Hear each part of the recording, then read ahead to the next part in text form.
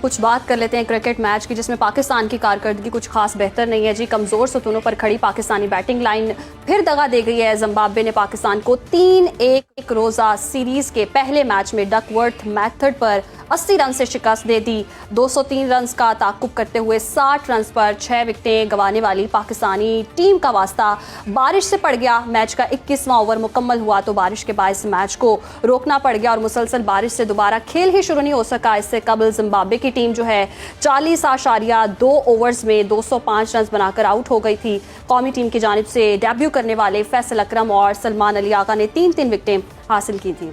इसी पर बात कर लेते हैं। हमें ज्वाइन कर लिया है स्पोर्ट्स तज्जियाकार इरफान ज़हीर ने। इरफान, आपको याद है कि एक ज़माना होता था जिम्बाब्वे की टीम को बड़ी हल्की टीम समझा जाता था। अब पूछने वाले ये पूछते हैं, अब हमने जिम्बाब्वे से भी हारना है? इतनी बुरी परफॉर्मेंस हमारी। देखिए इमरान, ये बड़ा सैड और अनफॉर्चुनेट है कि एक साल में या सवा साल का जो टेन्योर है उसमें पाकिस्तान को वो डिफीट हुई जो पहले पास में शायद नहीं हुई। हम यूएसए से हारे, हम अफगानिस्तान से ओडीआई में हारे, हम आयरलैंड से T20 पहली दफा हारे, हम बांग्लादेश से अपने होम ग्राउंड पे व्हाइट वॉश हुए, और अब ये एक और कनेक्टिविटी इसकी नजर आ रही है कि हम जिम्बाब्वे से भी हार गए। हमें लगता है ये है कि एक कदम हम आगे बढ़ाते हैं, 2 कदम हम पीछे चले जाते हैं। जो 2 मंथ के अंदर हमने सक्सेस हासिल की थी, इंग्लैंड से टेस्ट सीरीज जीती हमने 2-1 से, ओडीआई में हमने ओडीआई सीरीज 22 साल के बाद जीती ऑस्ट्रेलिया से, ऑस्ट्रेलिया में जाके, तो कहीं ना कहीं लगता था कि चीजें इंप्रूव हो रही हैं।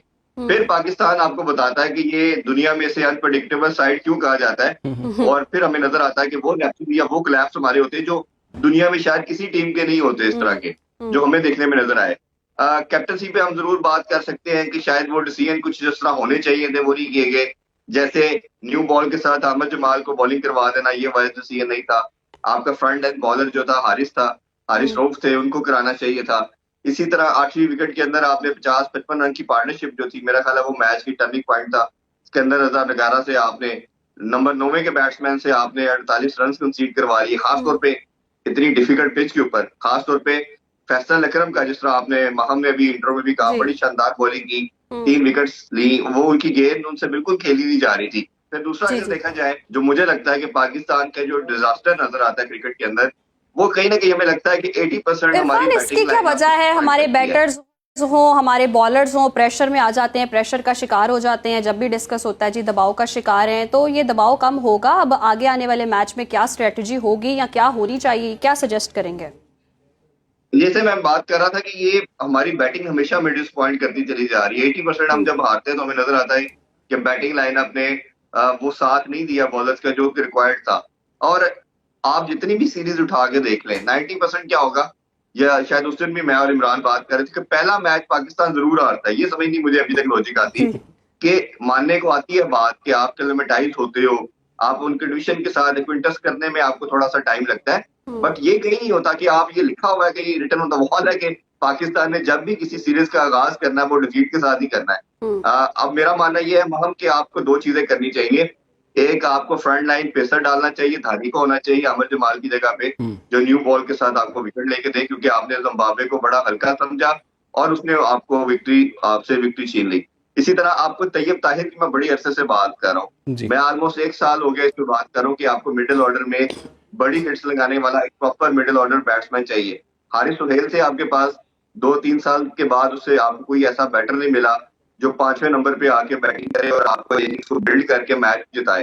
तो तैयब ताहिर एक आप लड़का ऐसा है, और अभी आपने टीम में उसको सेलेक्ट भी किया है। हसीबुल्लाह को खिलाना मेरा डिसीजन, मुझे नहीं समझ आई क्यों ये किया गया, क्योंकि 2 कीपर पाकिस्तानी टीम के अंदर खेलने समझ नहीं आती कि आपका रिजवान ऑलरेडी है और वो इस तरह का तेज क्रिकेट खेलते हैं, वो T20 के फॉर्मेट पे खेलते हैं।